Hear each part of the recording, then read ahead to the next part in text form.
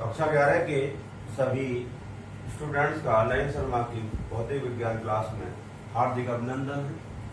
आज देखिए मैं आपको वेक्टर एनालिसिस के अंदर जो टॉपिक है मेरा वो है आपका वेक्टर का वियोजन।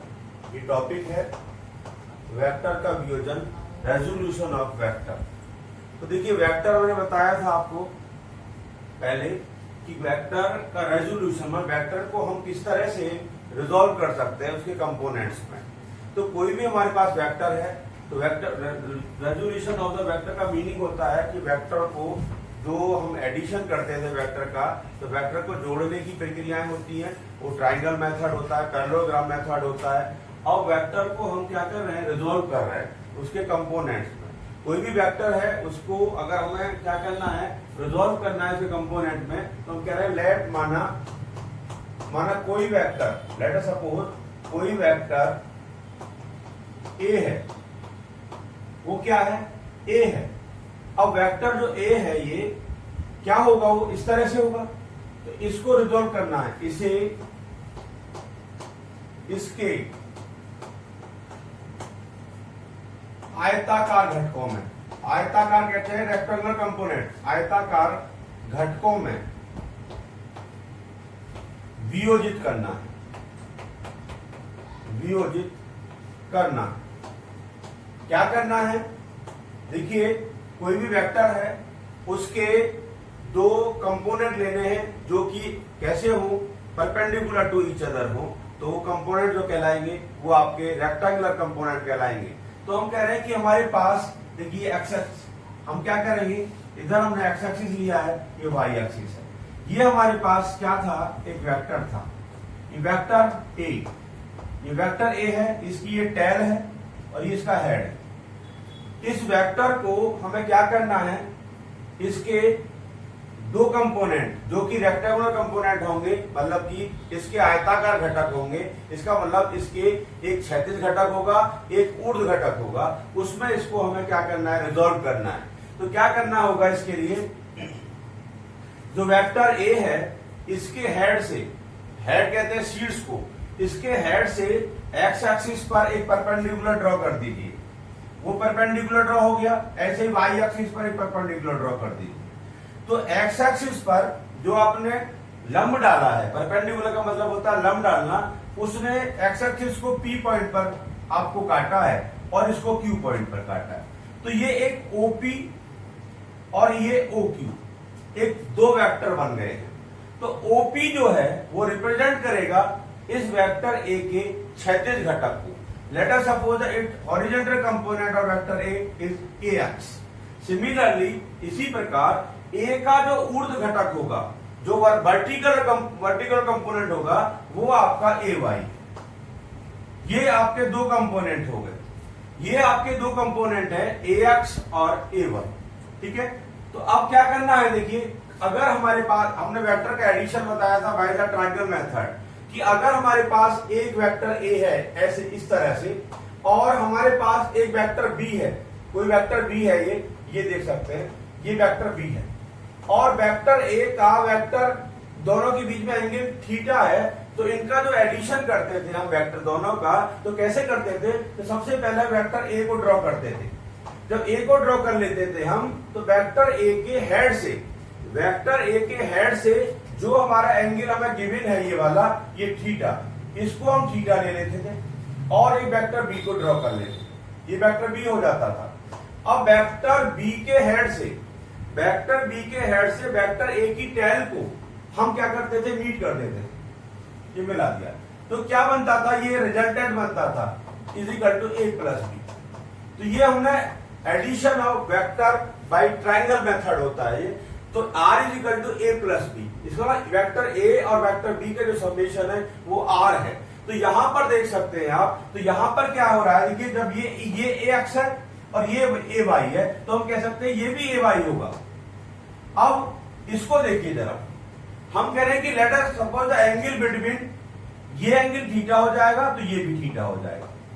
अब देखिए वेक्टर ए के दो कंपोनेंट है, ए एक्स और ए वाई। तो ए एक्स और ए वाई का जो समेशन होगा वो ए के बराबर होगा। देयरफॉर यहां लेट माना वेक्टर ए का क्षैतिज घटक, क्षैतिज घटक बोले तो हॉरिजॉन्टल कंपोनेंट, क्षैतिज घटक ए एक्स है और वर्टिकल कंपोनेंट ऊर्ध्व घटक, ऊर्ध्व घटक वो आपका ए वाई है। ये वर्टिकल कंपोनेंट है। हॉरिजॉन्टल कंपोनेंट ऐसे होता है एक्स एक्सिस के अकॉर्डिंग और वर्टिकल कंपोनेंट जो होता है वो वाई एक्सिस के अकॉर्डिंग होता है। देन तब वेक्टर ए जो होगा वो समेशन होगा vector A X vector A Y. ये अब देखिए, आपको मैंने पहले वीडियो में बताएगा ऑर्थोगोनल यूनिट वेक्टर, लंब कोणीय एकांक वेक्टर। तो लंब कोणीय एकांक वेक्टर में क्या होता है, देखिए एक्स एक्सिस के अकॉर्डिंग जो यूनिट वेक्टर होता है, unit vector along x axis is called orthogonal unit vector. It indicate by I, मतलब जो ऑर्थोगोनल मतलब लंब कोणीय एकांक वेक्टर है, आई एक्स में वो जो होता है वो आई होता है और वाई में जो होता है वो के होता है, सॉरी जे होता है, वाई में जे होता है। तो ये देख रहे हैं आप, यहां पर देख सकते हैं कि एक्स एक्सिस, वाई एक्सिस और जेड एक्सिस, यह ओरिजिन है। यहां पर क्या होगा, आई कैप होगा इस डायरेक्शन में, इसमें जे कैप होगा और इसमें के कैप। कहने का मतलब यह है कि हमने आपको पीछे वीडियो में ऑर्थोगोनल यूनिट वेक्टर की बात की होगी। ऑर्थोगोनल यूनिट वेक्टर क्या होता है, unit vector along the x axis, y axis and z axis is called orthogonal unit vector. It indicate by I cap, I cap, I cap का मतलब cap, इस तरह से I cap, J cap, K cap ये indicate करते हैं आपके unit vector को। तो अब देखिए, हमने आपको यूनिट वेक्टर की डेफिनेशन दी थी कि यूनिट वेक्टर जो होता है, unit vector is equal to vector upon mod, vector upon mod. Vector उसका, अगर कोई वेक्टर ए है हमारे पास, उसका जो परिमाण है, मॉड कहते हैं परिमाण को, उसका परिमाण जो है वो ए है, तो हम उसका यूनिट वेक्टर कैसे लिखते हैं, उसके वेक्टर को उसके मैग्नीट्यूड से, परिमाण से डिवाइड कर देते हैं, तो हमारे पास क्या मिल जाता है, और तो क्या कहते हैं, यूनिट वेक्टर मिल जाता है। अब देखिए, बट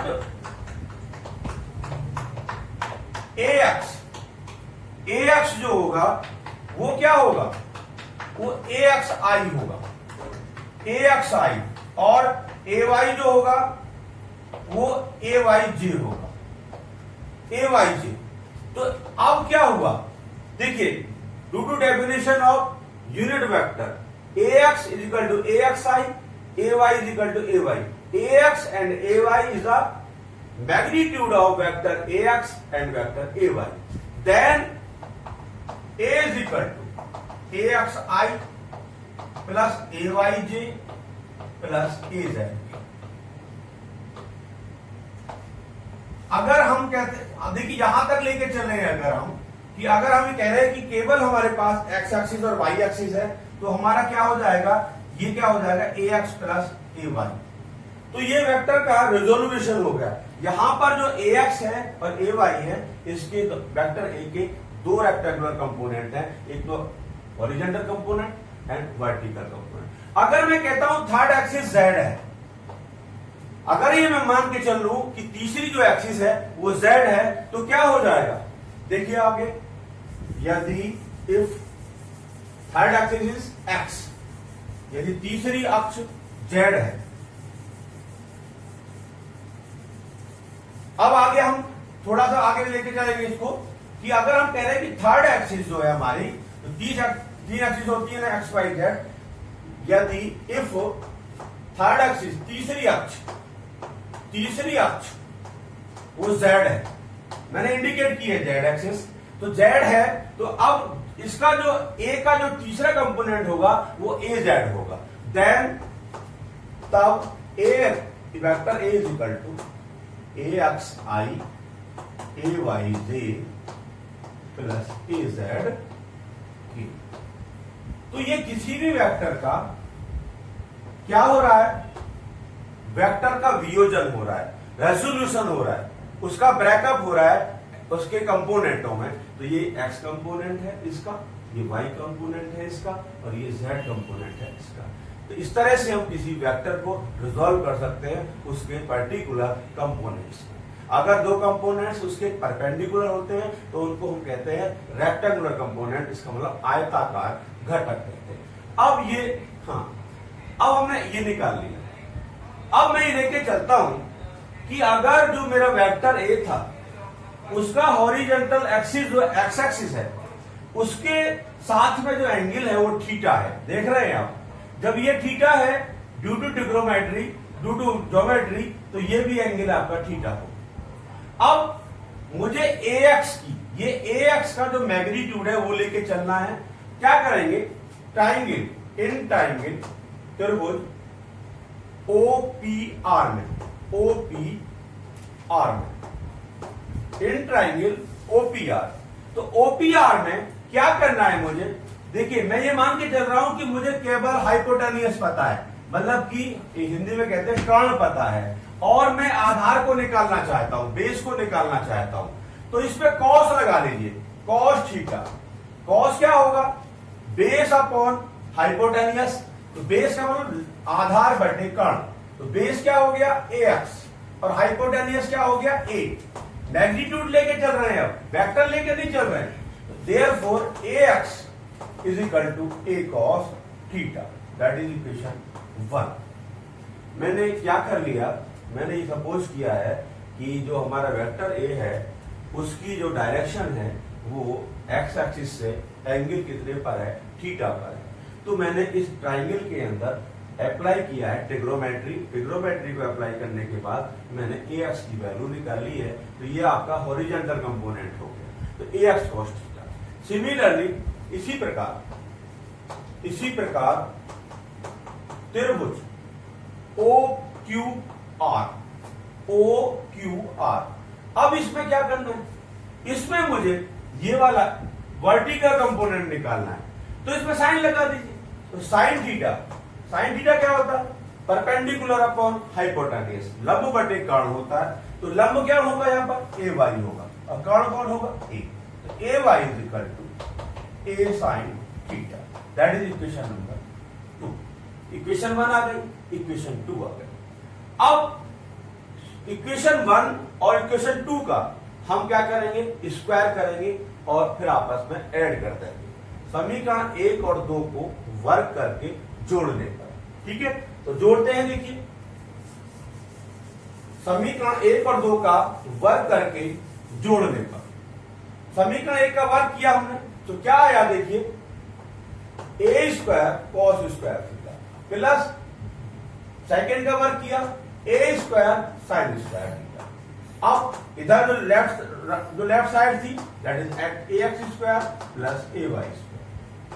अब देखिए ड्यू टू ट्रिग्नोमेट्री तो A स्क्वायर कॉमन ले लेंगे, तो cos square theta plus sine square theta क्या हो जाएगा, ये AX square plus AY square. अब A square that is value 1, cos square theta plus sin square theta is 1, we know. Therefore A square is equal to AX square plus AY square. Hence A is equal root AX square plus AY square. We can find the magnitude of given vector by this formula. हम किसी भी vector का परिमाण इस सूत्र की सहायता से ज्ञात कर सकते हैं। मैंने कहा था अगर तीसरी एक्सिस जो है वो z है, अगर मैं कहूं कि तीसरी अक्ष z है, देखिए जरा,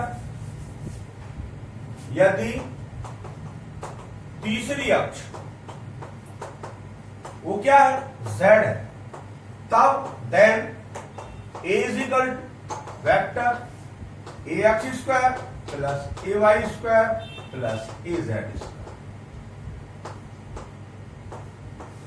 ये इस फॉर्मूले से हम क्या कर सकते हैं, किसी भी वेक्टर का मैग्नीट्यूड मतलब कि उसका परिमाण मेजर कर सकते हैं। अब थोड़ा सा मैं एक और दे दें, अगर सेकंड इक्वेशन हमारी है, लेकिन सेकंड समीकरण 2 थी ना, समीकरण 2 को समीकरण 1 से भाग दे दो, डिवाइड कर दो, divide equation first second by 1 देने पर, तो क्या हो जाएगा, वो आपका A Y upon A X is equal to क्या हो जाएगा, A Y upon A X is equal to, देखिए आपके दो कंपोनेंट आए थे, A X is equal to A cos theta, तो यहां पर A sine theta upon A cos theta, that is tan theta. Therefore theta is equal to tan inverse A Y upon